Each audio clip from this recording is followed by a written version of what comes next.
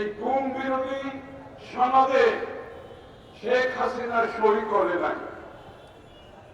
বিশ্বের যতগুলো দেশ গুম বিরোধী জাতিসংঘের সনদে সই করেছে, পরিপূর্ণভাবে বাংলাদেশ একমাত্র দেশ, শেখ হাসিনা একমাত্র নেত্রী যে গুম বিরোধী সনদে সই করতে অপারগতা প্রকাশ করেছে। সে তো এই সনদে সই করার কোন কারণ নাই। সে তো প্রধান উদ্যোক্তা, সেই প্রকল্পের প্রতিষ্ঠাতা, সে তো সই করবে না। আমি আনন্দিত এই অন্তর্বর্তীকালীন সরকার এটা গতকাল সই করেছে। এটা সই করার পরে অনেকের যে দাবি আছে যে আন্তর্জাতিকভাবে এটার একটি সুষ্ঠু সমাধান করার জন্য সেটার সুযোগ সৃষ্টি হয়েছে। এখন কিন্তু জাতিসংঘের মানবাধিকার কমিশনারের অফিস থেকে, জাতিসংঘের মানবাধিকারের কমিশন থেকে সদস্যরা বাংলাদেশ সফল করতে পারবে।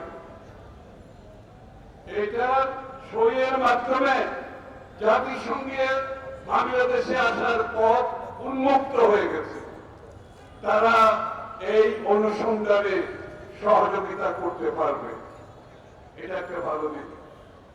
তাই আমার বক্তৃতা আমি সংক্ষিপ্ত করছি।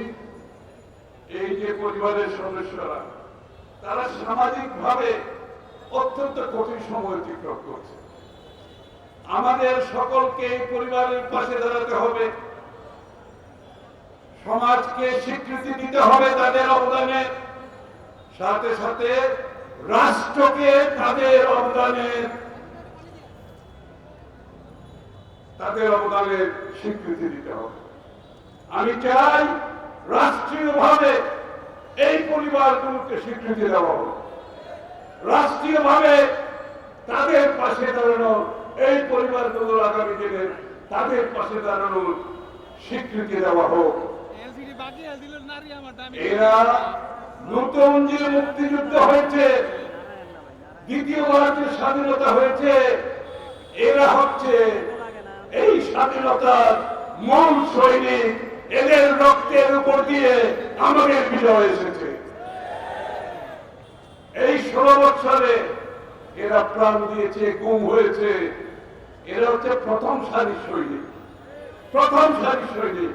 সুতরাং স্বীকৃতি দিতে হলে প্রথমে যারা জীবন দিয়ে আজকে গুম হয়েছে তাদেরকে আমাদেরকে সেই স্বীকৃতি দিতে হবে। সবাইকে ধন্যবাদ।